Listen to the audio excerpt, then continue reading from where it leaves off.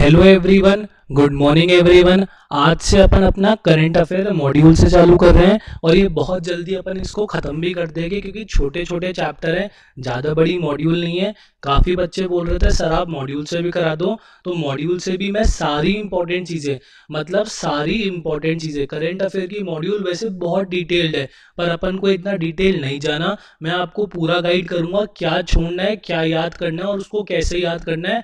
सारी चीज़ें अपन इसमें डिस्कस कर लेंगे। आप रिवाइज करते रहना, फिर आपको कोई भी दिक्कत नहीं आएगी। फिर दिक्कत आए तो मेरे से डाउट में पूछ लेना, मेरे व्हाट्सअप नंबर पे मेरे को पूछ लेना। तो आज अपन करंट अफेयर का चैप्टर 1 कर रहे हैं, national and international affairs. Current affair की मॉड्यूल से अपन करेंगे, पूरी चीज़ ढंग से करेंगे, कोई दिक्कत नहीं आएगी आप लोगों को। तो देखो मेरी बात, करंट अफेयर के चैप्टर 1 में एक तरीके से इतनी इंडेक्स दे रखी है, मतलब हमें सबसे पहले इंटरनेशनल बॉडीज़ के बारे में बताया है, जैसे IMF हो गई, एशियन हो गई, हमें नेशनल बॉडीज़ के बारे में बताएं, हमें सबमिट्स बताइए, बिजनेस लीडर्स बताएं, बुक्स एंड ऑथर्स बताएं, स्पोर्ट्स इवेंट्स के बारे में बताएं, लैंग्वेज के बारे में बताएं, अवार्ड्स के बारे में बताएं, डिप्लोमेसी के बारे में बताएं और आर्ट और कल्चर के बारे में बताएं। मतलब चैप्टर 1 में एक तरीके से 10 सब पॉइंट्स है। चैप्टर 1 में कितने सब पॉइंट्स है? 10 सब पॉइंट्स है। अपन सब कुछ कवर करेंगे, कोई भी चिंता की बात नहीं है। ये चैप्टर 42 पेज का है। करंट अफेयर की मॉड्यूल में सबसे बड़ा चैप्टर यही है। हमने इस चैप्टर को 2 पार्ट में डिवाइड कर दिया, 42 पेज को 2 पार्ट में डिवाइड कर दिया, दैट इज 21 पेज के अंदर हमने इस चैप्टर को डिवाइड कर रहा है। आज अपन करेंगे पार्ट 1।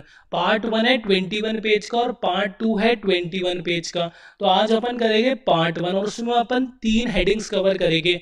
इंटरनेशनल बॉडीज कवर करेंगे, नेशनल बॉडीज कवर करेंगे और business personalities and leaders cover करेंगे। काफी इजी होने वाला है और देखो डिटेल में मत जाना, जितना मैं बताऊं उतना इंपॉर्टेंट कर लो। करंट अफेयर की मॉड्यूल से बहुत है, बाकी अपन जो हमारे सेशंस आएंगे जनवरी फरवरी मार्च के, उनमें देख लेंगे। तो देखो चालू करते हैं। सबसे पहले इंटरनेशनल बॉडीज के बारे में बात करिए। हेडिंग 1 में इंटरनेशनल बॉडीज के बारे में 6 बॉडीज के बारे में बात करिए। IMF के बारे में, एशियन के बारे में, ब्रिक्स के बारे में, सार्क के बारे में, G20 के बारे में और बिम्स्टेक के बारे में। समझ रहे हो? तो अपन एक एक करके सारी चीजें कर लेते हैं, बहुत आसान है, कोई भी चिंता नहीं। देखो रिवाइज करते रहना। अभी मैं आपको नेशनल बॉडीज में बताऊंगा रिवीजन का क्या इंपॉर्टेंस है। तो देखो इंटरनेशनल बॉडीज के अंदर पहली बॉडी जो अपने मॉड्यूल में दे रखी है वो है international monetary fund. International monetary fund IMF, ये देखो वर्ल्ड वॉर के बाद इसका स्टैब्लिशमेंट हुआ था IMF का। इसका क्या रोल है? हमारा ऑब्जेक्टिव बेस्ड पेपर है, सब्जेक्टिव बेस्ड नहीं है, इतना ध्यान रखो। ये इंटरनेशनल मॉनेटरी सिस्टम को रेगुलेट करता है, इंटरनेशनल ट्रेड में मदद करता है, एक तरीके से पूरे वर्ल्ड की इकोनॉमी, पूरे जो इसके जितने इसके मेंबर्स है उनकी इकोनॉमिक पॉलिसीज के बारे में, उनकी फाइनेंशियल पॉलिसीज के बारे में डिस्कशन करता है, उनको देखता है कि वो लोग सही से काम कर रहे हैं नहीं कर रहे। और इंटरनेशनल मॉनेटरी सिस्टम मतलब exchange rate, international payment, international trade, इन सब चीजों को रेगुलेट करता है। तो ये एक इंटरनेशनल बॉडी है जिसका नाम है इंटरनेशनल मॉनेटरी फंड। इतनी चीज ध्यान रखनी है।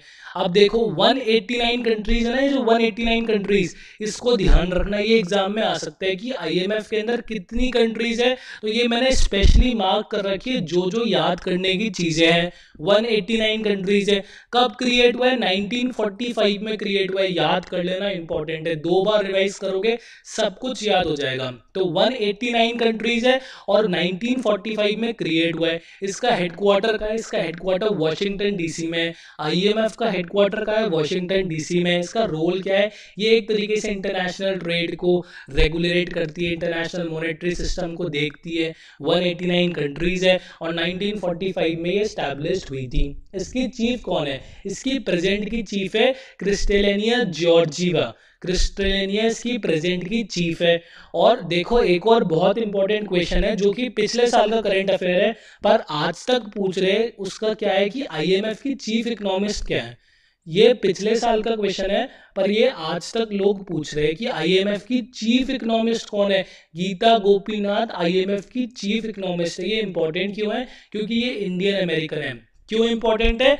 इंडियन अमेरिकन है। और देखो अपनी मॉड्यूल में पहले तो आईएमएफ के बारे में एक्सप्लेन कर रखा है, फिर अपन को करंट न्यूज दे रखी है। तो इसकी करंट न्यूज मॉड्यूल में क्या दे रखी है? आईएमएफ ने बोला है कि इंडिया की जो ग्रोथ रेट है वो 4.8 से 5.8 हो जाएगी, वो 4.8 से 5.8 हो जाएगी आने वाले ईयर में।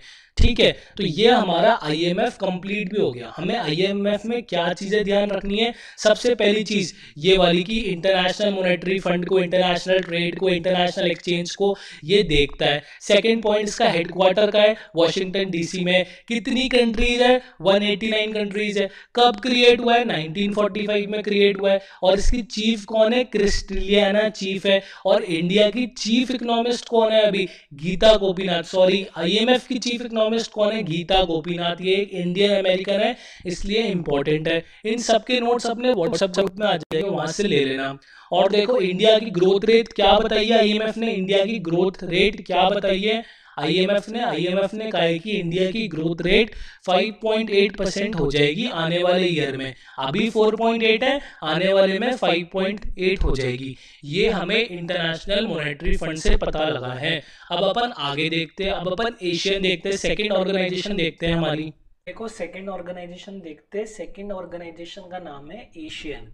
एशियन का सबसे पहले फुल फॉर्म बताओ क्या होता है? फुल फॉर्म होता है association of south east Asian nation. Asian का फुल फॉर्म क्या है? Association of south east Asian nation. ठीक है, अब देखो साउथ ईस्ट एशियन अपन ने देखा। साउथ ईस्ट एशिया है कहाँ पर?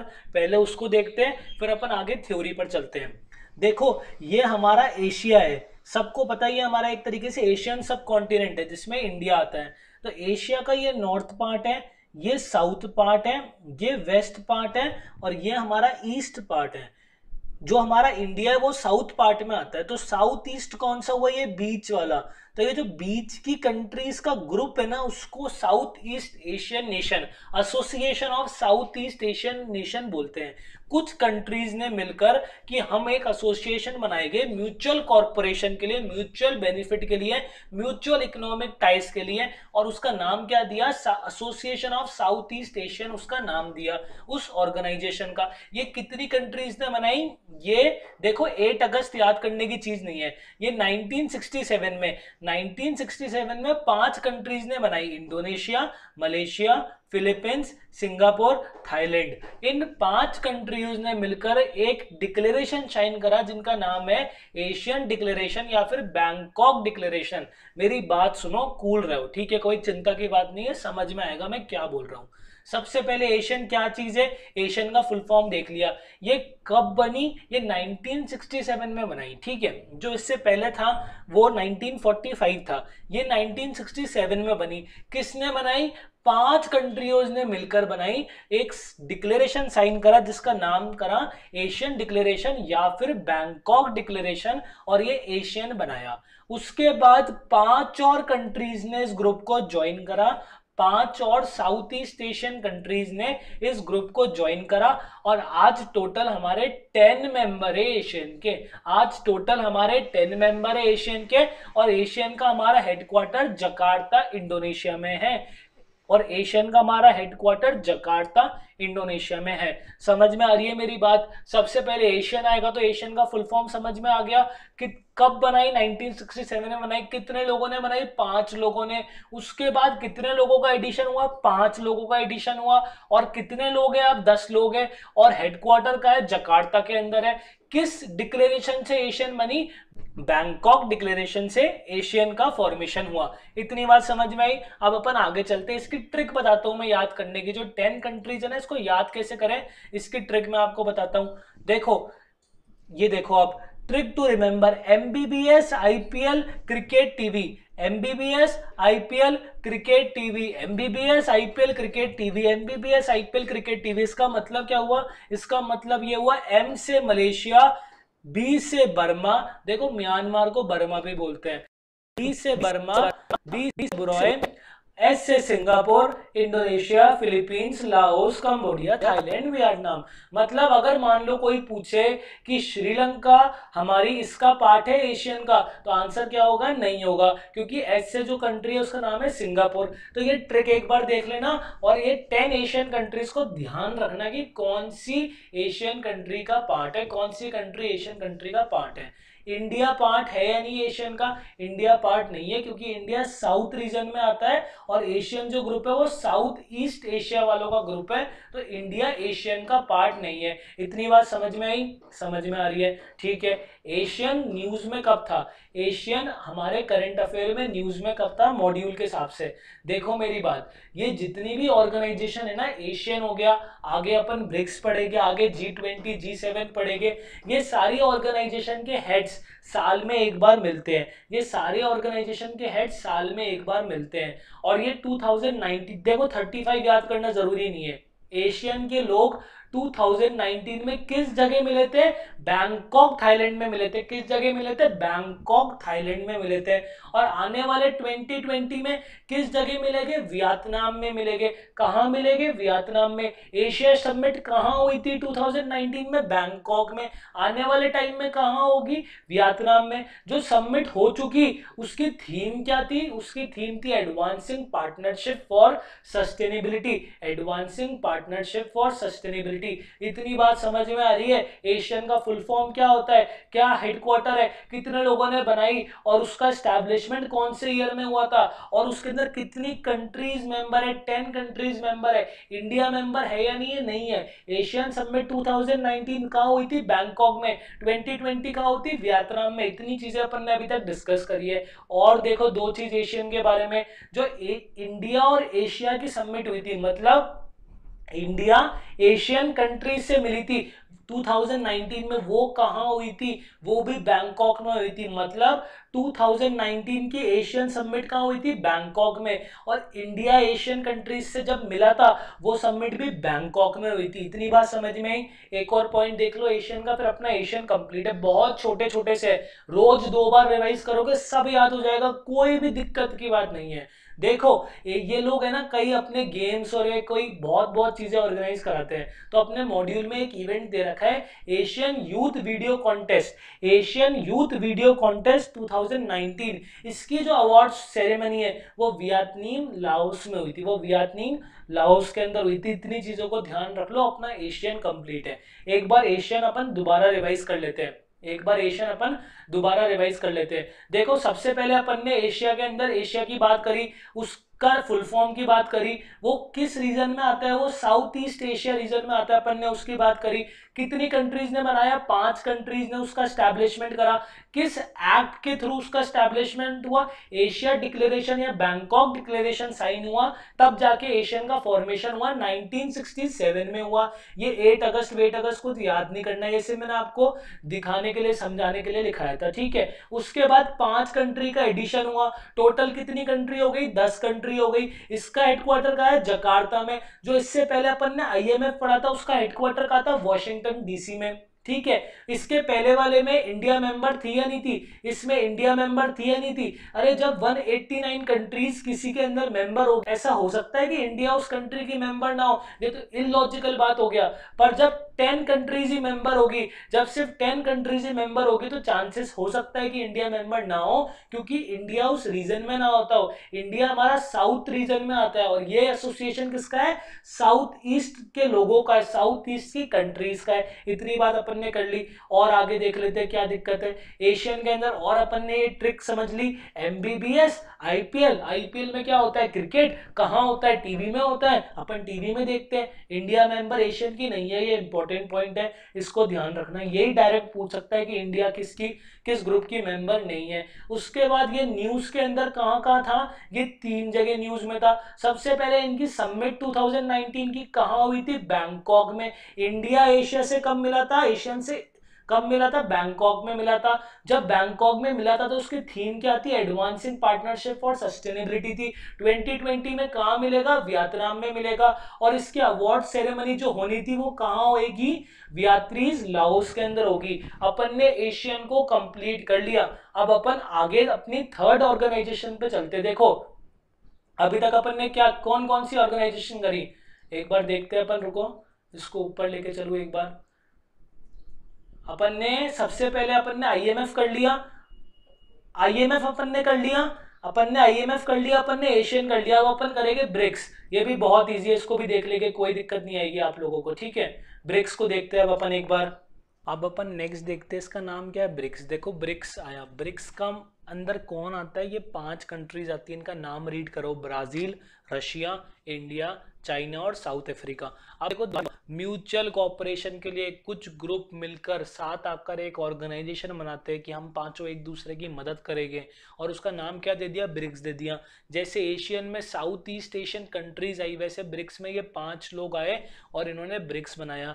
इसका कोई एज सच एस्टैब्लिशमेंट डेट नहीं है, क्योंकि ये एक तरीके से मीटिंग के तौर पे बनी थी कि हम हर साल मीट करेंगे, एक दूसरे से मिलेंगे, एक दूसरे से इकोनॉमिक पॉलिसीज, डिफेंस पॉलिसीज, उन चीज़ों पर वार्तालाप करेंगे, उन चीज़ों पर एक दूसरे से कन्वर्सेशन करेंगे। तो ब्रिक्स इस मोटिव से बनी थी, इसलिए इसकी कोई एज सच एस्टैब्लिशमेंट डेट नहीं है, ठीक है। इसका हेडक्वार्टर क्या है, इसका हेडक्वार्टर शंघाई चाइना के अंदर है। ब्रिक्स के अंदर 5 लोग आते हैं, ये देख लो। और इसका देखो चेयरमैनशिप, देखो हर साल मीटिंग होती है, हर साल मीटिंग को होस्ट कौन करेगा, 5 लोग है।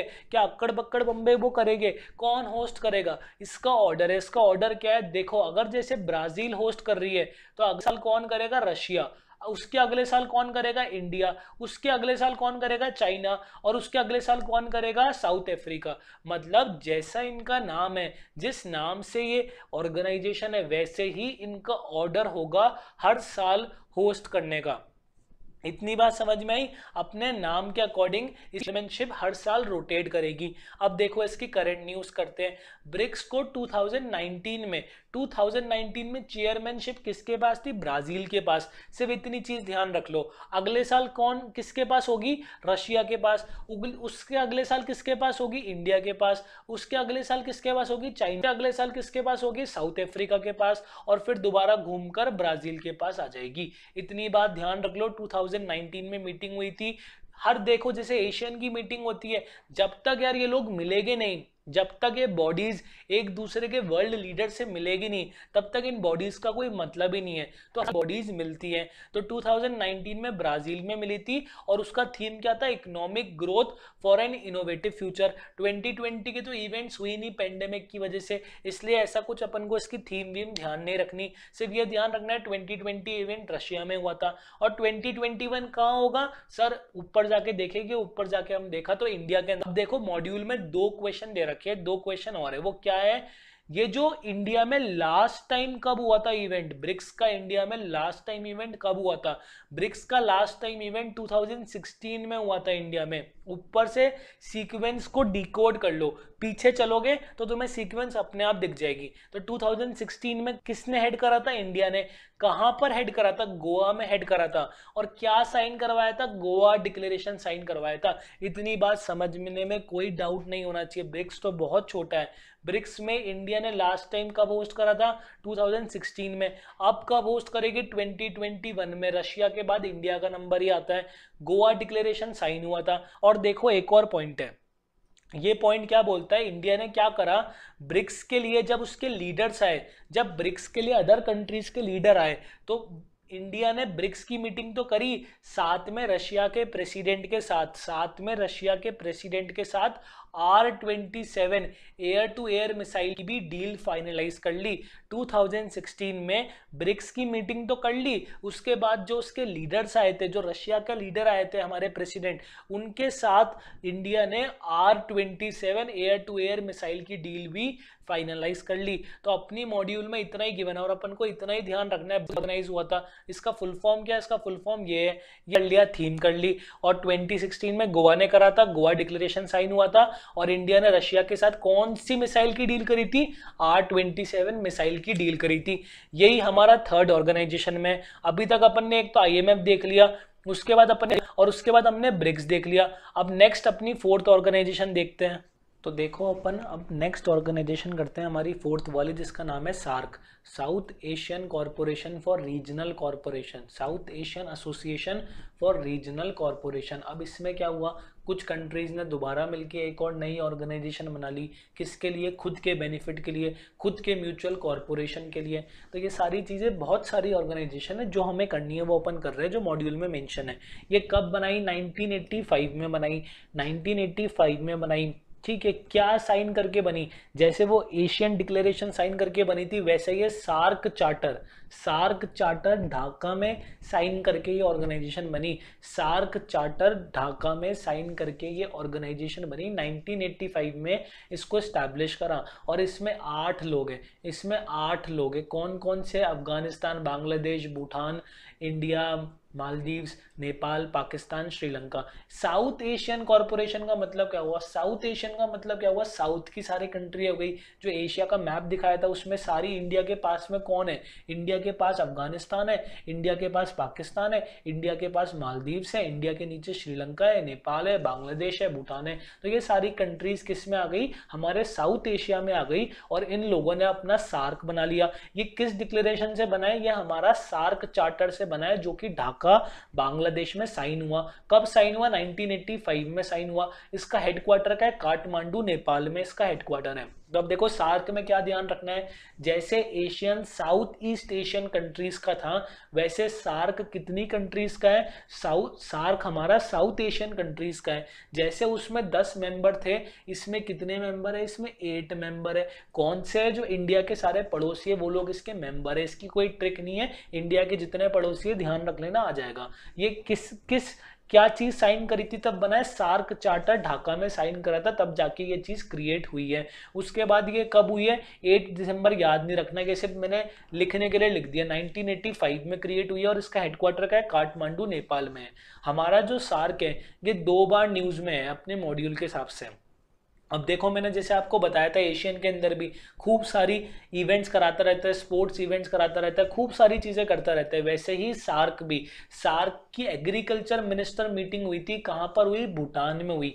ये ध्यान नहीं रखना, सिर्फ इतना ध्यान रखना है कहाँ हुई, भूटान में। सार्क की 2019 की एग्रीकल्चर मिनिस्टर्स, मतलब इन सारे कंट्रीज के एग्रीकल्चर जो मिनिस्टर्स हैं, उन लोगों की मीटिंग कहाँ हुई थी, भूटान में हुई थी। और सार्क का फिल्म फेस्टिवल कहाँ पर हुआ था, श्रीलंका में हुआ था। सार्क का फिल्म फेस्टिवल कहाँ हुआ था, 2019 का, श्रीलंका में हुआ था। तो देखो मेरी बात, सार्क में क्या ध्यान रखना है, सार्क का पहले फुल फॉर्म बताओ, south Asian association for regional corporation. ठीक है, इसके इंपॉर्टेंट पॉइंट्स देखो, क्या इंपॉर्टेंट पॉइंट्स है। कब स्टैब्लिश हुई थी, 1985 में। किस कारण से स्टैब्लिश हुई थी, सार्क चार्टर साइन करा था ढाका बांग्लादेश में, तब जाके स्टैब्लिश हुई थी। कितने मेंबर्स है, 8 मेंबर्स है, सारे इंडिया के पड़ोसी मान लो। हेडक्वार्टर का है काठमांडू, नेपाल में। 2 इवेंट्स हुए थे, इसकी एग्रीकल्चर मिनिस्टर मीटिंग कहाँ हुई थी, भूटान में हुई थी। और इसकी फिल्म वाली मीटिंग कहाँ हुई थी, वो श्रीलंका के अंदर हुई थी। हमने सार्क भी कर लिया। अब अपन नेक्स्ट ऑर्गेनाइजेशन की तरफ चलते हैं, जिसका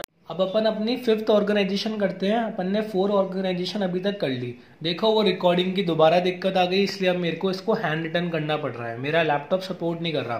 ठीक है, देखो G20 में क्या है, 20 कंट्रीज आपस में मिलके एक ग्रुप बना लिया कि ये जो 20 कंट्रीज है, ये हम सब एक दूसरे के म्यूचुअल कॉपरेशन करेंगे, हर साल मीटिंग करेंगे, हर साल हम इकोनॉमिक और डिफेंस पॉलिसीज डिस्कस करेंगे। कितने लोगों ने मिलकर बनाया, 20 कंट्रीज ने मिलकर बनाया।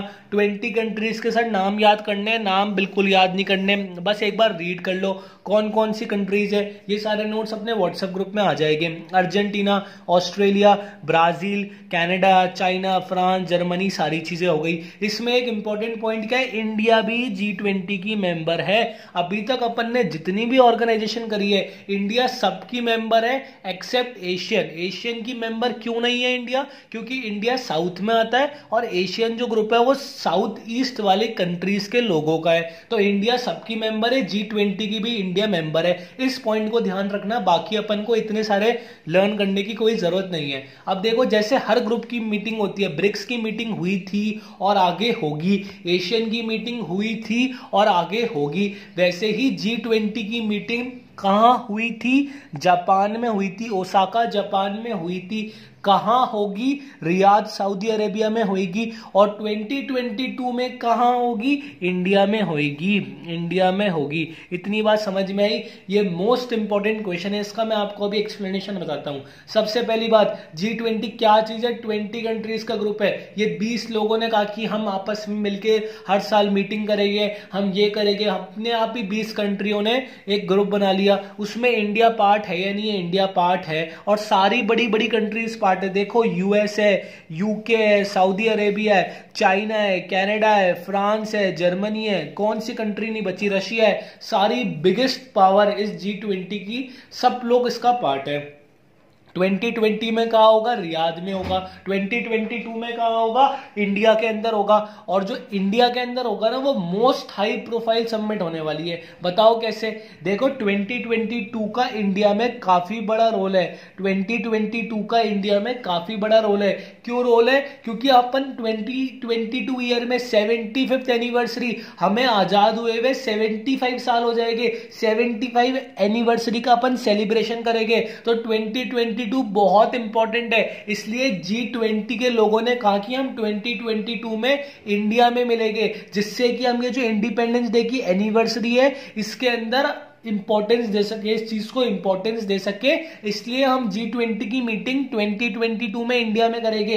एक बात सोचो, आज तक कभी भी इतनी बड़ी मीटिंग नहीं हुई। 20 इतनी बड़ी कंट्रीज के हेड हमारी कंट्री के अंदर एक जगह कभी इकट्ठा नहीं हुए आज तक। तो ये बहुत अवेटेड, मोस्ट अवेटेड और मोस्ट हाई प्रोफाइल समिट है, जो कि इंडिया में होने वाली है। और सोच के देखो, इतने सारे कंट्रीज के लोग हमारे इंडिया को विजिट करेंगे। कितना मतलब माइंड ब्लोइंग इवेंट होगा। जैसे कि कॉमनवेल्थ एक बार हुआ था इंडिया में, तो सब लोगों ने अपने टीवी में देखा था। वैसे ही जब इतनी सारी कंट्रीज के इतने बड़े बड़े लोग इंडिया में विजिट करेंगे, तो ये बहुत ही ज्यादा बड़ा इवेंट होने वाला है। और मेरे को तो अभी से इसकी एक्साइटमेंट हो रही है कि इसका जो सीन्स है, इसके जो टीवी में विजुअल्स आएंगे, कैसे निकल के आएंगे कि कभी ये प्रेसिडेंट आ रहा है, कभी वो प्राइम मिनिस्टर आ रहा है, इन सबके लीडर्स आएंगे, इन सबके हेड्स आएंगे। समझ रहे हो? तो 2022 में कहां होगी? इंडिया में होगी। G20 में क्या ध्यान रखना है? 20 कंट्री का ग्रुप है, इंडिया मेंबर है। ओसाका जापान में हुई थी, उसके बाद रियाद सऊदी अरेबिया में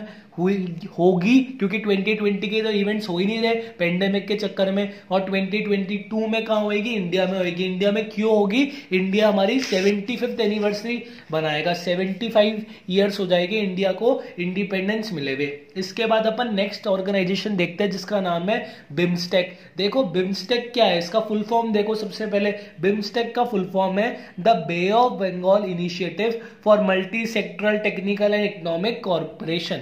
समझ रहे हो? The bay of Bengal initiative for multi sectoral technical and economic corporation, BIMSTEC है। देखो, ये कब स्टैब्लिश हुआ है? ये 1997 में स्टैब्लिश हुआ है। ये 6 जून अपन को ध्यान नहीं रखना है, जैसे मैंने आपको समझाने के लिए लिखा रखा है, जिससे कि आप एक बार देख लो। 1997 में स्टैब्लिश हुआ है। और किस डिक्लेरेशन से स्टैब्लिश हुआ है? जैसे कि वो एशियन डिक्लेरेशन से स्टैब्लिश हुआ था, वैसे हमारा बिम्स्टेक बैंकॉक डिक्लेरेशन से स्टैब्लिश हुआ है। जैसे वो एशियन डिक्लेरेशन से स्टैब्लिश हुआ था, जैसे इंडिया के अंदर 2016 में ब्रिक्स ने गोवा डिक्लेरेशन साइन करा था, वैसे बिम्स्टेक का एग्जिस्टेंस कैसे हुआ? बिम्स्टेक का एग्जिस्टेंस बैंकॉक डिक्लेरेशन की वजह से 1997 में हुआ। जैसे कि एशियन में 5 कंट्रियों ने इसको स्टैब्लिश करा था और बाद में 5 कंट्रियों का एडिशन हुआ था, वैसे ही बिम्स्टेक को कितनी कंट्रियों ने, देखो, initially it was called BISTEC. Initially it was called BISTEC. BISTEC क्यों बोलते थे? क्योंकि 1 कंट्री, 2 कंट्री, 3 कंट्री और 4 कंट्री। स्टार्टिंग में 4 कंट्री थी, तो इसको बिस्टेक बोलते थे कि बांग्लादेश, इंडिया, श्रीलंका और थाईलैंड का इकोनॉमिक कॉर्पोरेशन है। और इसका स्टैब्लिशमेंट बैंकॉक डिक्लेरेशन से हुआ और इसका नाम क्या दिया? बिस्टेक दिया। उसके बाद क्या हुआ? नेपाल भी आ गया और भूटान भी आ गया। उसके बाद क्या हुआ? नेपाल भी आ गया, भूटान भी आ गया और बहुत सारी कंट्रीज आ गई। तो अल्टीमेटली इसका नाम बिम्स्टेक कर दिया। आज की डेट में इसके अंदर 7 मेंबर्स है। इतनी चीज ध्यान रखो। दोबारा मैं समझाता हूं, बिम्स्टेक का नाम ध्यान रख लो। बिम्स्टेक कब स्टैब्लिश हुआ था? 1997 में बैंकॉक डिक्लेरेशन से बिम्स्टेक की एग्जिस्टेंस हुई थी। और बिम्स्टेक का पहले नाम था बिस्टेक। बिस्टेक क्यों था? क्योंकि इसकी अंदर 4 कंट्रीज थी, उसके बाद और कंट्रीज का एडिशन हुआ, तो अल्टीमेटली इसका नाम बदल के बिम्स्टेक कर दिया गया, एक कॉमन नाम रख दिया गया। और आज की डेट में जो 7 कंट्री मेंबर है वो आप देख लो, Bangladesh, Bhutan, India, Nepal, Sri Lanka, Myanmar, Thailand. इन 7 कंट्रीज को एक बार ध्यान रखना, 2 बार रीड करोगे हो जाएगा। बिम्स्टेक न्यूज में कब था? मोस्ट इंपॉर्टेंट क्वेश्चन दोबारा, जब प्राइम मिनिस्टर मोदी का सेकेंड टर्म की दोबारा स्वेरिंग सेरेमनी हुई थी, जब वो ओथ ले रहे थे सेकेंड टर्म के अंदर, तो बिम्स्टेक कंट्रीज को पीएमओ की तरफ से इनविटेशन गया था कि आप सारी बिम्स्टेक कंट्रीज को हमारे स्वेरिंग इन सेरेमनी में आना है। तो क्वेश्चन ऐसे आ सकता है, जब प्राइम मिनिस्टर मोदी ने 2019 में अपना सेकेंड टर्म के लिए ओथ ली थी, तो किन कंट्रीज के ग्रुप को, कौन सी कंट्रीज के ग्रुप को इनविटेशन मिला था? G20 को मिला था, IMF को मिला था, बिम्स्टेक को मिला था, या ब्रिक्स को मिला था? तो इसका आंसर क्या होगा? BIMSTEC was invited in the swearing ceremony of prime minister that happened in 2019। चलो इसके बाद नेक्स्ट क्वेश्चन। चलो इसके अंदर एक और क्वेश्चन है क्लाइमेट चेंज का। देखो मैंने आपको कितनी बार बताया, ये जो ऑर्गेनाइजेशन है, ये जो ग्रुप है, ये अपने अपने सेमिनार्स, अपने अपने इवेंट्स कराती रहती है। कोई वीडियो कॉन्टेस्ट कराता है, कोई किसी गेमिंग कॉन्टेस्ट कराता है, कोई कॉन्फ्रेंस वगैरह रखता है, मतलब ये सारे अपने इवेंट्स वगैरह कराती रहती है। वैसे ही बिम्स्टेक ने क्लाइमेट चेंज पर, क्लाइमेट स्मार्ट फार्मिंग सिस्टम पर, क्लाइमेट के ऊपर एक कॉन्फ्रेंस कराई थी, एक मीटिंग कराई थी, एक सेमिनार कराया था। कहां पर कराया था ये ध्यान रखना है, न्यू दिल्ली में कराया था। समझ रहे हो मेरी बात? बिम्स्टेक भी हमारा कंप्लीट है। बिम्स्टेक में क्या ध्यान रखना है, इसका आज नाम क्या है, इसका पहले नाम क्या था, ये कौन से ईयर में स्टैब्लिश हुआ था, ये कौन से डिक्लेरेशन से स्टैब्लिश हुआ था, और आज इसमें कितनी कंट्रीज है। ये जो बिम्स्टेक है ये प्राइम मिनिस्टर मोदी की स्वेरिंग सेरेमनी में आई थी या नहीं आई थी, और ये जो क्लाइमेट चेंज की बिम्स्टेक की कॉन्फ्रेंस, मीटिंग, सेमिनार हुई थी, ये किधर हुई थी? ये न्यू दिल्ली में हुई थी। अपन ने बिम्स्टेक भी कर लिया। तो अपन देखें अपन ने क्या क्या कर लिया अभी तक। देखो ये जो हमारा इंटरनेशनल बॉडीज का पहला पार्ट था, हमने इंटरनेशनल बॉडीज का फर्स्ट पार्ट कंप्लीट कर लिया। कैसे कंप्लीट कर लिया अभी मैं दिखाता हूं। इंटरनेशनल बॉडीज के फर्स्ट पार्ट में हमारे 6 थे। ये देखो, सॉरी थोड़ा कलर ऐसा हो गया। IMF अपन ने कर लिया, एशियन अपन ने कर लिया, ब्रिक्स अपन ने कर लिया, सार्क अपन ने कर लिया, G20 अपन ने कर लिया, और बिम्स्टेक अपन ने कर लिया। अपन ने इंटरनेशनल बॉडीज के अंदर 6 ऑर्गेनाइजेशन कर लिया। अब अपन नेशनल बॉडीज की तरफ चलते हैं। मैंने आपको स्टार्टिंग में कहा था कि नेशनल बॉडीज में मैं आपको बताऊंगा रिवीजन का क्या इंपॉर्टेंस है। हम नेशनल बॉडीज पहले से ही कवर कर चुके हैं। कहां कवर कर चुके हैं? हमारा जो की गवर्नमेंट इंस्टीट्यूशन बिजनेस एनवायरनमेंट का टॉपिक है वो ऑलरेडी अपलोड हो चुका है, उसमें हम ये 6 चीजें कवर कर चुके हैं। पर एक बार मैं शॉर्ट में जितना मॉड्यूल में वो डिस्कस कर दूंगा। 6 बॉडीज है, जैसे इंटरनेशनल में 6 है वैसे नेशनल में भी 6 है। इसको भी देख लो, बहुत ईजी है। सबसे पहले क्या है? नीति आयोग। नीति आयोग का फुल फॉर्म बताओ, सबको आता है। ये सारी चीजें मैं रिवीजन कर रहा हूं एक तरीके से। National institute for transforming India, ये कब स्टैब्लिश हुआ था? ये 2015 में स्टैब्लिश हुआ था। इसने किसको रिप्लेस करा था? इसने प्लानिंग कमीशन को रिप्लेस करा था। प्लानिंग कमीशन कब स्टैब्लिश हुआ था? प्लानिंग कमीशन 1950 में स्टैब्लिश हुआ था। और प्लानिंग कमीशन ने अभी तक कितने प्लान ड्राफ्ट करे? 12 5-ईयर प्लान ड्राफ्ट करे। इस नीति आयोग का काम क्या होता है? इस नीति आयोग का काम यह होता है कि ये इंडिया का थिंक टैंक है, थिंक टैंक है। पॉलिसीज बनाता है, फ्यूचर पॉलिसीज, फ्यूचर ग्रोथ के लिए इंडिया की पॉलिसीज बनाता है। ये काम पहले प्लानिंग कमीशन करता था। वो हर 5 साल में अपना 5-ईयर प्लान निकालता था कि इस साल हम इंडस्ट्री पे फोकस करेंगे, इस साल हम वाटर पे फोकस करेंगे, इस साल हम इस टॉपिक पर फोकस करेंगे। अब उसको किससे रिप्लेस कर दिया? नीति आयोग से।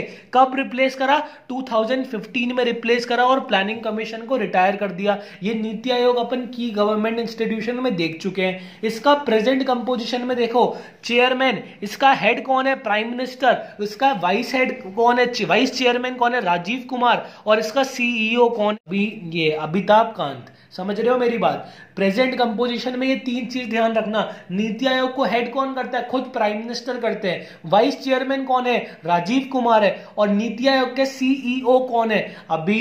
ताप थे, ठीक है। ये न्यूज के अंदर था, देखो न्यूज के अंदर क्या बोला, state needs to boost ease of doing business. फालतू की न्यूज है, इस पे कोई क्वेश्चन ही नहीं बन सकता, कोई स्टैटिक्स हो कोई कुछ हो तब जाके क्वेश्चन बने, ऐसी न्यूज पे क्वेश्चन नहीं बनता। तो अपन को नीति आयोग में क्या ध्यान रखना है, नीति आयोग का फुल फॉर्म क्या है, कब स्टैब्लिश हुई थी, कब प्लानिंग कमीशन को रिप्लेस करा था, प्लानिंग कमीशन कब से लेके कब तक था, प्लानिंग कमीशन ने कितने अभी तक 5 ईयर प्लान ड्राफ्ट करे थे, इसको अपन क्या बोलते हैं, वाइस चेयरमैन कौन है और सीईओ कौन है। अपन ने नीति आयोग कर लिया। आरबीआई, अपन आरबीआई ऑलरेडी कर चुके। आरबीआई का हेड कौन है, शक्तिकांत दास है। आरबीआई का हेडक्वार्टर का है, मुंबई के अंदर है।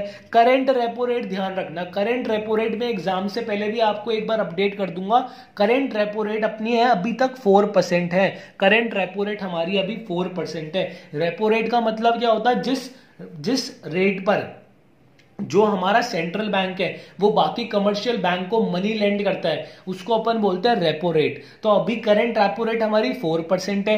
हेड है हमारा शक्तिकांत दास और हेडक्वार्टर कहाँ है, रिजर्व बैंक ऑफ इंडिया का मुंबई के अंदर हेडक्वार्टर है। ये सारे पॉइंट में ऑलरेडी की गवर्नमेंट इंस्टीट्यूशन में डिस्कस कर चुका हूं, एक बार दोबारा देख लो। आरबीआई कब स्टैब्लिश हुआ था, आरबीआई 1 अप्रैल 1935 में स्टैब्लिश हुआ था। जो बच्चे रिवीजन कर रहे होंगे उनको आज समझ में आ रहा होगा, संडे ये सारी चीजें डिस्कस करी थी, वरना सब कुछ ऊपर से गया, सब कुछ ऊपर से गया, सब कुछ। क्यों, क्योंकि आपने रिवीजन नहीं करा।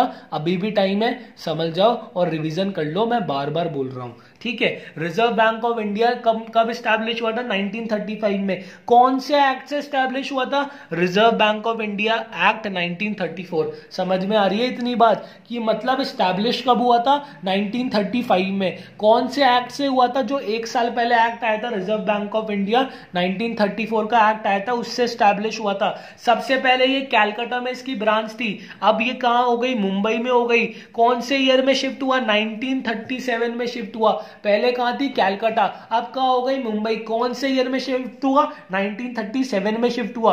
उसके बाद एक और चीज, पहले ये प्राइवेट ओन करता था, मतलब कुछ इसके शेयर्स, कुछ इसका प्रपोर्शन प्राइवेट लोग ओन करते थे, फिर इसको फुली नेशनलाइज कर दिया। कौन से ईयर में फुली नेशनलाइज करा, 1949 में करा। ये सारी बातें की government institution, economics and business environment की प्लेलिस्ट में जाके देखो, टॉपिक है उसमें और डिटेल में कवर करिए। और अपने मॉड्यूल में इतना ही याद करना है, तो मैंने एक बार इधर भी ब्रीफ बता दिया कि रिजर्व बैंक ऑफ इंडिया में क्या याद करोगे, फुल फॉर्म क्या है, कब स्टैब्लिश हुआ था, कौन से एक्ट से स्टैब्लिश हुआ था, कब जो इसका ब्रांच ऑफिस है, इसका जो मेन हेड ऑफिस है, इसकी लोकेशन कैलकाटा से मुंबई बदल के रख दी थी। और तीसरा पॉइंट क्या है, कब इसको, पहले प्राइवेट लोग इसको ओन करते थे, अब सिर्फ गवर्नमेंट इसको 100% ओन करती है। कौन से ईयर में यह बदलाव हुआ, 1949 में हुआ।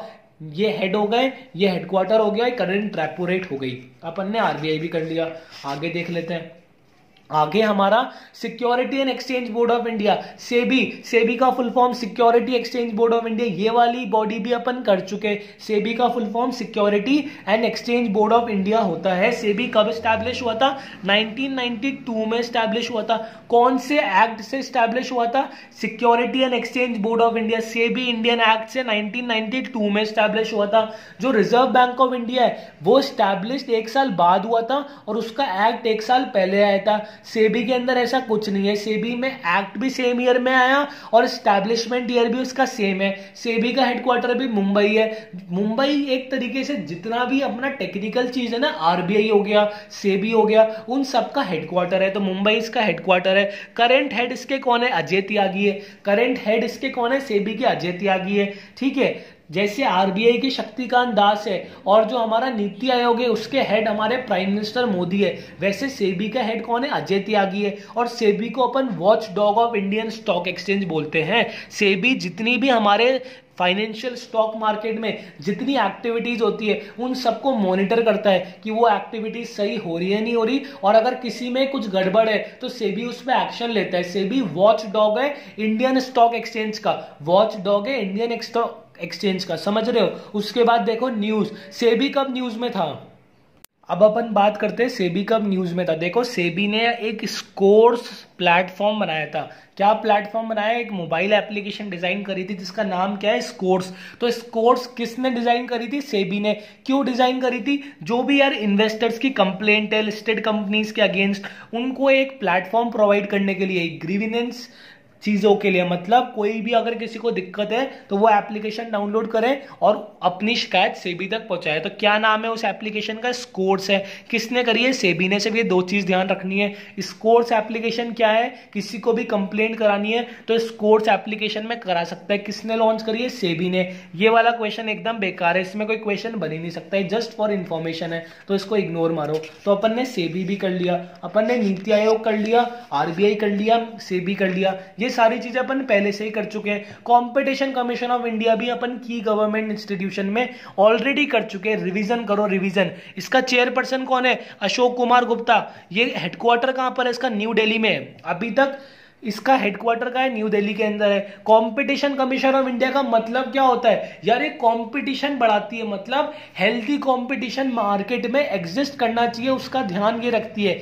जैसे कि डोमिनोज और पिज्जा हट अगर कभी कंबाइन हो गई, उनका मर्जर हो गया, तो वो पिज्जा अगर 1000 में भी बेचेगी तो लोग खरीदेंगे। अगर कोको कोला और पेप्सी का मर्जर हो गया तो कोई एक तरीके से फेमस कोल्ड ड्रिंक का ब्रांड बचेगा ही नहीं, तो कंपटीशन खत्म हो जाएगा। तो ये उस मर्जर को रोकेगी। मतलब इसका कहना यह है कि कंपटीशन परसिस्ट करना चाहिए। जब तक जियो और एयरटेल का कंपटीशन नहीं होगा तब तक कस्टमर का बेनिफिट नहीं होगा। कल को अगर सिर्फ जियो बचेगी मार्केट में और जियो अपना रेट 1000 भी कर देगा तो हमको देना पड़ेगा, क्योंकि उसका कॉम्पिटिटर ही नहीं है, लोगों की मजबूरी बन जाएगी। तो कंपटीशन कमीशन ऑफ इंडिया का काम क्या होता है कि कंपटीशन को रखना, मार्केट में कंपटीशन भी जरूरी है।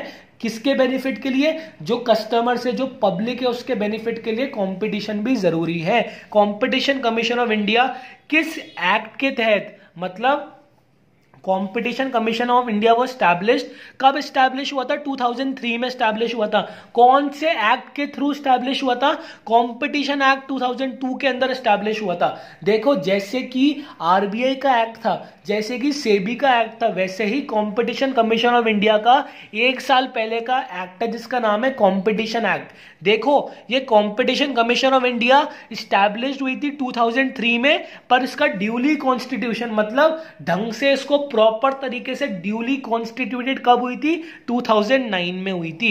इतनी बात समझ में आ रही है? कंपटीशन कमीशन ऑफ इंडिया कब स्टैब्लिश हुआ था? 2003 में स्टैब्लिश हुआ था।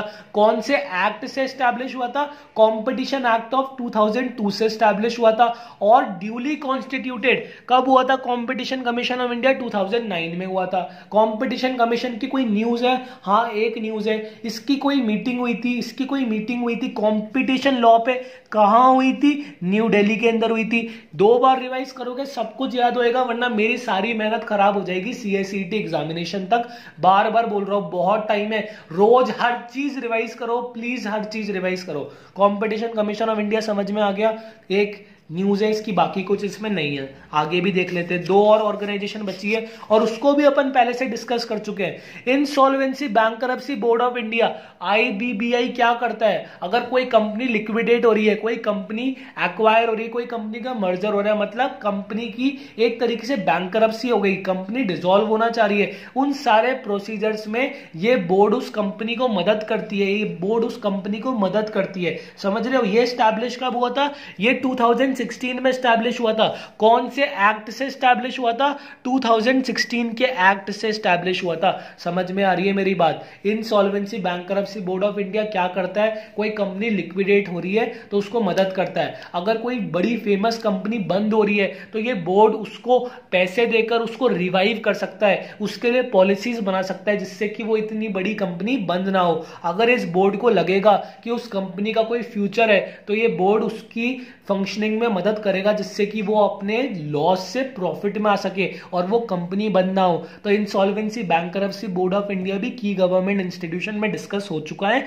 देखो, रिवाइज अगर तुम लोग मेरे से कनेक्ट कर पा रहे हो तो बहुत अच्छी बात है, कांग्रेट्स, वरना अभी भी टाइम है, कर लो। 2016 के अंदर हुआ और इंसॉल्वेंसी बैंकरप्सी कोड हमारा 2016 का है। इसका हेडक्वार्टर कहाँ है? इसका हेडक्वार्टर भी न्यू दिल्ली के अंदर है। कंपटीशन कमीशन ऑफ इंडिया का भी हेडक्वार्टर न्यू दिल्ली के अंदर है और सेबी का मुंबई में है, आरबीआई का भी मुंबई में है। ठीक है, इतनी बात समझ में आ गई। इनके चेयरपर्सन कौन है? एमएस साहू। एमएस साहू इस बोर्ड के चेयरपर्सन है। एमएस साहू इस बोर्ड के चेयरपर्सन है। समझ गए? आगे चलो। उसके बाद क्या हुआ, न्यू दिल्ली में देखो अभी तक जो मीटिंग हुई ना, इसके पहले क्या था, कंपटीशन कमीशन ऑफ इंडिया का कंपटीशन लॉ पे, वो कहां पर हुई थी, वो न्यू दिल्ली के अंदर हुई थी। मतलब ये सारी चीजें न्यू दिल्ली के अंदर हो रही है। मोस्टली मीटिंग कहां होती है, न्यू दिल्ली के अंदर होती है। Insolvency bankruptcy board of India ने भी अपनी एक मीटिंग करी थी, कहां पर हुई थी, न्यू दिल्ली के अंदर हुई थी। और एक और चीज समझो, 2019 में एक ऑर्डिनेंस, एक एक्ट, ऐसे ही ऑर्डिनेंस पास करा था, जिससे कि जो 2016 के सर्टेन प्रोविजंस थे उनको अमेंडमेंट कर दिया। देखो 2016 के एक्ट में कुछ गलतियां थी, कुछ कंट्रोवर्सी थी, कुछ एम्बिग्यूटी थी, तो उसको रिजॉल्व करने के लिए 2019 में एक ऑर्डिनेंस पास करा प्रेसिडेंट ने, जिससे कि जो इस एक्ट में गड़बड़ियां थी, जो इस एक्ट में लूप होल्स थे, उन सबको 2019 के ऑर्डिनेंस से कवर कर दिया गया। समझ रहे हो मेरी बात। Insolvency bankruptcy board of India में क्या ध्यान रखना है, ये बोर्ड 2016 में बना था। किस एक्ट से बना था, 2016 के एक्ट से बना था। इसका हेडक्वार्टर का है न्यू दिल्ली में। इसकी करंट चेयरपर्सन कौन है, एमएस साहू है। और दो न्यूज है उसमें, सबसे पहली बात न्यू दिल्ली के अंदर इनकी एक सेमिनार हुई थी, कॉन्फ्रेंस हुई थी, जो भी हुई थी हमें इतना डीप में नहीं जाना, कहां पर हुई थी, न्यू दिल्ली के अंदर हुई थी। और 2019 में एक ऑर्डिनेंस पास करा था, जिससे कि जो लूपहोल्स थे 2016 के एक्ट के, उन सबको इस ऑर्डिनेंस से कवर कर दिया गया। इस ऑर्डिनेंस से मतलब सारी चीजें ठीक कर दी गई। ठीक है, लास्ट ऑर्गेनाइजेशन है हमारी नेशनल, जिसका नाम है ICSI, the institute of company secretaries of India. ये अपन ICSI का जो चैप्टर है CS लेजिस्लेशन, उसमें डिस्कस कर चुके हैं। इन दोनों लिंक, ये दोनों जो मैं वीडियो बता रहा हूं, इसका लिंक मैं डिस्क्रिप्शन बॉक्स में दे दूंगा। ICSI देखो, ICSI डिस्कस हो चुका है, एक बार दोबारा देख लो। ये जो ICSI बॉडी है, जो हमारे कंपनी सेक्रेटरी के प्रोफेशन को रेगुलेट करती है, इसके बारे में पॉलिसीज बनाती है। ये कब स्टैब्लिश हुआ है, ये कंपनी सेक्रेटरीज एक्ट से 1980 में स्टैब्लिश हुआ है। ये कंपनी सेक्रेटरी एक्ट से 1980 में स्टैब्लिश हुआ है। ये बॉडी किस बॉडी के अंडर काम करती है, ये बॉडी किस बॉडी के अंडर काम करती है, ये मिनिस्ट्री ऑफ कॉर्पोरेट अफेयर्स के अंडर काम करती है। ये बॉडी कब स्टैब्लिश हुई, 1980 में स्टैब्लिश हुई। इसका काम क्या है, जो हम लोग कंपनी सेक्रेटरी लोग बनना चाह रहे हैं, उन सबके लिए पॉलिसीज बनाना, उन सबके लिए सारी चीजों को सोचने का काम इस बॉडी का है। ये बॉडी किसके अंदर काम करती है, किसके अंडर काम करती है, मिनिस्ट्री ऑफ कॉर्पोरेट अफेयर्स के अंडर काम करती है। इसका हेडक्वार्टर का है न्यू दिल्ली के अंदर है। इसके कितने रीजनल ऑफिस है, इसके 4 रीजनल ऑफिस है। और इसके कितने चैप्टर है, 70 चैप्टर है। ये ऑलरेडी डिस्कस हो चुका है CS लेजिस्लेशन लीगल एप्टीट्यूड के चैप्टर में, पर मैं दोबारा बता रहा हूं, मेरे को कोई दिक्कत नहीं है दोबारा बताने में। अब बस आपको ध्यान होना चाहिए, अगर आप पढ़ चुके हो। कब स्टैब्लिश हुआ है, 1980 में स्टैब्लिश हुआ है। किस बॉडी के अंदर काम करती है, मिनिस्ट्री ऑफ कॉर्पोरेट अफेयर्स के अंडर काम करती है। इसका हेडक्वार्टर का है न्यू दिल्ली के अंदर है। कितने चैप्टर है, 70 चैप्टर है। कितने रीजनल ऑफिस है, 4 रीजनल ऑफिस है। और करंटली इसके हेड कौन है, सुतानु सिन्हा। सुतानु सिन्हा इनके करंटली हेड है। समझ गए, ICSI की बॉडी में इतना ही ध्यान रखो। अब ICSI से रिलेटेड 2-3 न्यूज देख लेते हैं। सबसे पहली बात, इसकी एक नेशनल कॉन्फ्रेंस हुई थी CS पर। वो कहां हुई थी, वो मुंबई महाराष्ट्र के अंदर हुई थी। इन्होंने एक unique document identification number UDIN, ICSI ने एक UDIN लॉन्च करा है। इससे कि क्या होगा, जो भी प्रैक्टिसिंग कंपनी सेक्रेटरी है, वो कोई डॉक्यूमेंट अगर साइन करेगा तो उसका ICSI के, तो अपन क्या बोल रहे थे, जो भी प्रैक्टिसिंग कंपनी सेक्रेटरी है वो किसी भी डॉक्यूमेंट में साइन करेगा तो उसको एक यूनिक नंबर मिलेगा। और वो डॉक्यूमेंट ICSI के पास एक तरीके से as a record of information की तरह स्टोर होगा। तो डॉक्यूमेंट को ट्रांसपेरेंट बनाने के लिए, चीजों को ट्रांसपेरेंट बनाने के लिए, चीजों को वेरीफाइड बनाने के लिए ICSI ने एक UDIN नंबर लॉन्च करा है। इसका फुल फॉर्म देख लो, यूनिक डॉक्यूमेंट आइडेंटिफिकेशन नंबर। इतनी बात समझ में आई। इनकी कॉन्फ्रेंस कहां होगी, मुंबई के अंदर हुई थी। और ये CSET को इन्होंने रिप्लेस करके 2020 में CS फाउंडेशन को रिप्लेस करके CSET में बदल दिया। इसमें कोई बड़ी बात नहीं है, सबको पता है। ठीक है, तो ICSI का क्या याद करना है, फुल फॉर्म याद कर लो, किस एक्ट से बना है ये ध्यान रख लो, किसके अंडर फंक्शनिंग करता है, मिनिस्ट्री ऑफ कॉर्पोरेट अफेयर्स के अंडर फंक्शनिंग करता है, इसका हेडक्वार्टर का है न्यू दिल्ली के अंदर है, कितने रीजनल ऑफिस है, 4 रीजनल ऑफिस है, इनका ये भी ध्यान रखना है कि 4 कहां पर है, और कितने चैप्टर्स है, 70 चैप्टर्स है पूरे इंडिया में, और इनके हेड है शांतनु सिन्हा, ठीक है। और ये न्यूज अपन ने कर ली, यूडीआईएन नंबर, मुंबई के अंदर एक इनकी कॉन्फ्रेंस हुई थी और 2020 में इन्होंने अमेंडमेंट करके हमारे सीएस फाउंडेशन को CSEET से रिप्लेस कर दिया।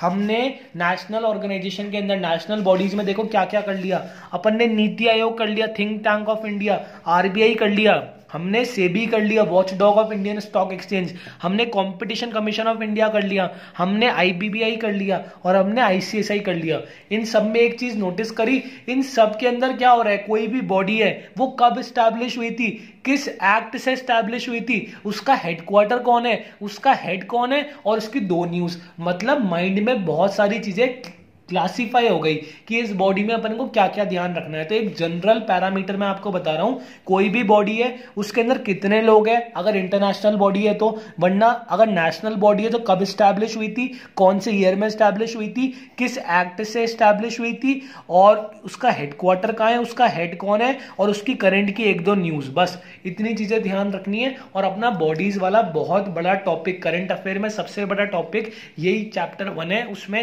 नेशनल और इंटरनेशनल बॉडीज है, ये अपन ने कवर कर लिया, ठीक है। अब देखो मेरी बात, थर्ड इंडेक्स देखते हैं। फर्स्ट इंडेक्स हमने नेशनल बॉडीज कर ली, इंटरनेशनल बॉडीज कर ली, अब अपन थर्ड इंडेक्स देख के वीडियो को रैप अप करते हैं, फिर अपन पार्ट 2 में मिलेंगे, ठीक है। Business personalities and leaders, business personalities and leaders, इसमें कुछ बिजनेसमैन और उनकी कंपनी के बारे में दे रखा है। अपन को क्या ध्यान रखना है, मुकेश अंबानी किसको लीड कर रहा है, रिलायंस इंडस्ट्रीज को लीड कर रहा है, इसमें सब अपन को पता है, इसमें कुछ याद करने का नहीं है। अजीम प्रेम जी किस कंपनी को लीड करता है, विप्रो को लीड करता है। बहुत लोगों को पता होगा, जिन लोगों को नहीं पता आप देख लो। मुकेश अंबानी किसको लीड कर रहा है, रिलायंस इंडस्ट्रीज को लीड कर रहा है। अजीम प्रेम जी किसको लीड करता है, विप्रो को लीड करता है। कुमार मंगलम बिरला, यार बिरला से साफ साफ दिख रहा है, अगर क्वेश्चन आए तो अपन मार्क कर सकते हैं। बिरला किसको लीड करता है, आदित्य बिरला ग्रुप को लीड करता है। स्टीव जॉब्स, हमारा फाउंडर कौन है एप्पल का, स्टीव जॉब्स है, और करंट सीईओ कौन है एप्पल का, टिम कुक है, समझ रहे हो। दोबारा मुकेश अंबानी किसको लीड कर रहा है, रिलायंस इंडस्ट्रीज को। अजीम प्रेम जी किसको लीड कर रहा है, विप्रो को। कुमार मंगलम बिरला किसको लीड कर रहा है, बिरला मतलब आदित्य बिरला को लीड कर रहा है। फाउंडर कौन है एप्पल का, स्टीव जॉब्स। करंट सीईओ कौन है, टिम कुक है। बिल गेट्स किसको लीड कर रहा है, बिल गेट्स फाउंडर है माइक्रोसॉफ्ट का, और करंट लीड कौन कर रहा है माइक्रोसॉफ्ट को, सत्य नडेला। ये हमारा अमेरिकन इंडियन है, मेरे हिसाब से इंडियन तो है, अब अमेरिकन इंडियन है या फिर इंडियन है ये मेरे को ध्यान नहीं आ रहा, ठीक है। अब देखो और है इलॉन मस्क बहुत फेमस है, इसका कितना मोटिवेशन है, यूट्यूब पे सर्च करना, बहुत मोटिवेशन है, बहुत इसकी मतलब मोटिवेशनल स्टोरी है। इलॉन मस्क किसको लीड कर रहा है, स्पेस एक्स को लीड कर रहा है, टेस्ला को लीड कर रहा है, और पेपाल का ये फाउंडर है। समझ रहे हो मेरी बात, हमें सिर्फ इतना ध्यान रखना है नाम क्या है और किस कंपनी का फाउंडर है, किस कंपनी को लीड कर रहा है। वैरेन बुफेट को अपन बोलते हैं विजार्ड ऑफ ओमा। इसने पता है क्या बोला है, मैं 99% अपनी जो मेरी प्रॉपर्टी है, जो मेरा 99% जो मेरा मनी होगा वो मेरी डेथ के बाद मैं डोनेट कर दूंगा। तो वैरेन बुफेट को अपन बोलते हैं विजार्ड ऑफ ओमा, और ये सीईओ है हार्टवे का, सीईओ है हार्टवे कंपनी का, ठीक है। इतनी बात समझ में आई, दोबारा देख लो एक बार। Mukesh Ambani Reliance industry, Azim ji Prem ji Wipro, Kumar Mangalam Birla Aditya Birla, Tim Cook Apple, Satya Nadella Microsoft, Elon Musk Tesla, SpaceX and PayPal, and Warren Buffett Hathaway को लीड कर रहा है। उसके बाद हमारा नरेंद्र मोदी जी, और ये जो डोनाल्ड ट्रंप है, डोनाल्ड ट्रंप कौन से प्रेसिडेंट है यूएस के, करेंटली 45th प्रेसिडेंट है यूएस के। नरेंद्र मोदी कौन से प्राइम मिनिस्टर है इंडिया के, करेंटली 14th प्राइम मिनिस्टर है इंडिया के, और ये फर्स्ट प्राइम मिनिस्टर है जो कि इंडिपेंडेंस के बाद बॉर्न हुए। मतलब आज तक के जितने भी प्राइम मिनिस्टर है वो इंडिया के इंडिपेंडेंस से पहले बॉर्न हुए थे। नरेंद्र मोदी ऐसे फर्स्ट प्राइम मिनिस्टर है जो कि इंडिया के इंडिपेंडेंट होने के बाद बॉर्न हुए, और इनका 14th प्राइम मिनिस्टर है इंडिया के। फर्स्ट टर्म इन्होंने 2014 से 19 में सर्व करी है और सेकेंड टर्म इनकी अभी चल रही है और अप्रोक्सीमेटली का सबको पता है इनकी थर्ड टर्म भी आने वाली है, कोई डाउट ही नहीं है। और ये लॉन्गेस्ट सर्विंग चीफ मिनिस्टर है गुजरात के। इतनी इंफॉर्मेशन हमें बिजनेस लीडर्स के बारे में ध्यान रखनी है। अब इनकी एक दो न्यूज भी है, उसको देख लो, फिर हमारा ये टॉपिक खत्म है। ये बात समझ में आ गई सारी, इसमें कोई भी डाउट नहीं होना चाहिए। रिलायंस की एक न्यूज है, रिलायंस ने जियो गीगा फाइबर जो इनकी ब्रॉडबैंड सर्विस है, ये फाइबर ऑप्टिक से नेट देते हैं। इनकी नेट की स्पीड पता है कितनी आती है? 50 to 100 और 100 to 500 MBPS मतलब MB पर सेकेंड की स्पीड से ये जियो गीगा फाइबर जो कि फाइबर ऑप्टिक्स के कॉन्सेप्ट पर वर्क करता है, इसकी सारी लाइनें अंडरग्राउंड होती है, वहां से ये सर्विस चलती है जियो गीगा फाइबर। मेरे घर में भी ये है, पर 3 दिन से जियो का, 3 दिन से नहीं 2 दिन से जियो की सर्विस डाउन हो गई वेस्ट रीजन में। इसका कारण किसी को नहीं पता, पर पूरे वेस्ट रीजन में जियो की सर्विस डाउन हो गई और आज तक डाउन है, इसलिए वीडियोस में लेट हो रहा है। तो जियो गीगा फाइबर किसने लॉन्च करा है? मुकेश अंबानी ने, रिलायंस ने जियो गीगा फाइबर लॉन्च करा है। उसके बाद ये इंपॉर्टेंट न्यूज है, जो हमारे डिफेंस मिनिस्टर है, अभी अपन मिनिस्टर्स के बारे में भी पढ़ेंगे, जो हमारे डिफेंस मिनिस्टर है राजनाथ सिंह। ये राजनाथ सिंह पहले जब Narendra Modi first time elect हुए थे ना, तब उस टर्म में इन्होंने होम मिनिस्टर के तौर पे सर्विस दी थी और आज ये सेकेंड टर्म के अंदर अपने डिफेंस मिनिस्टर के तौर पे सर्विस दे रहे। इन्होंने, ये ऐसे फर्स्ट डिफेंस मिनिस्टर है जिन्होंने लाइट कॉम्बैक्ट एयरक्राफ्ट तेजस को फ्लाई करा है। एक जो इनकी जो फ्लाई करने वाली ऑफिसर है उसके साथ बैठे और जब ये ऊपर था, हमारा जो एयरक्राफ्ट है ऊपर था, उसको कंट्रोल भी करा कुछ मिनट के लिए। मतलब राजनाथ सिंह हमारे पहले डिफेंस मिनिस्टर है जिन्होंने ये light combat aircraft that is Tejas, इसका नाम ध्यान रखना है, LCA Tejas, light combat aircraft को फ्लाई करा। समझ रहे हो? 2 और न्यूज है, फिर अपना ये बिजनेस लीडर्स एंड पर्सनालिटीज की हेडिंग भी कंप्लीट हो जाएगी। देखो, सबसे पहले न्यूज, हमारे मोदी जी यूएस गए थे और यूएस में ट्रंप ने मोदी का बहुत बड़ा वेलकम करा था। एक रैली ऑर्गेनाइज करी थी हाउ डे मोदी के नाम पर एक रैली हाउस्टन यूएस के अंदर ऑर्गेनाइज करी थी। इतनी बात समझ में आ रही है? प्राइम मिनिस्टर नरेंद्र मोदी कहां गए थे? ये यूएस गए थे। कितने दिन पहले गए थे? अभी लेटेस्ट में गए थे, थोड़े दिन पहले। और उसके लिए एक रैली ऑर्गेनाइज करी थी ट्रंप ने उनके वेलकम के लिए। बहुत बड़े स्टेडियम में हाउडी मोदी के नाम पर एक रैली ऑर्गेनाइज करी थी हाउस्टन यूएस के अंदर। उसके बाद क्या हुआ, जब इन्होंने रैली ऑर्गेनाइज करी तो इंडिया ने ट्रंप को बुलाया, इंडिया में ट्रंप आए और इंडिया ने मोटेरा स्टेडियम में नमस्ते ट्रंप कैंपेन को ऑर्गेनाइज करा। ये जो मोटेरा स्टेडियम है वर्ल्ड लार्जेस्ट क्रिकेट स्टेडियम है जो कि अहमदाबाद गुजरात में बन रहा है, और इसको सरदार वल्लभ भाई पटेल स्टेडियम भी बोलते हैं। इतनी बात समझ में आई? दोबारा देखो, जियो गीगा फाइबर किसने लॉन्च करा? रिलायंस ने लॉन्च करा। उसके बाद राजनाथ सिंह जो हमारे डिफेंस मिनिस्टर है, उन्होंने फर्स्ट टाइम क्या चीज फ्लाई करी? मतलब आज तक किसी भी डिफेंस मिनिस्टर ने लाइट कॉम्बैक्ट एयरक्राफ्ट तेजस को फ्लाई नहीं करा। और उसके बाद हमारे मोदी जी जब यूएस गए तो हाउडी मोदी से वेलकम हुआ हाउस्टन के अंदर, और जब उनके ट्रंप इंडिया के अंदर आए तो वर्ल्ड लार्जेस्ट क्रिकेट स्टेडियम में नमस्ते ट्रंप का ऑर्गेनाइज हुआ। उसका नाम क्या है? मोटेरा स्टेडियम है। इतनी बात समझ में आई? अपन ने बिजनेस पर्सनालिटीज एंड लीडर करके ये हेडिंग भी कंप्लीट कर ली। अपन ने 21 पेज अपने मॉड्यूल का हाफ, ये वाला फर्स्ट वाला चैप्टर कंप्लीट कर लिया।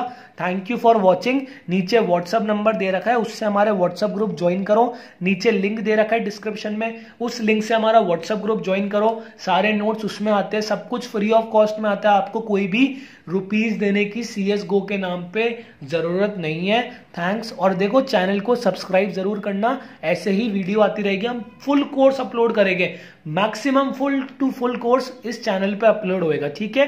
Thank you very much.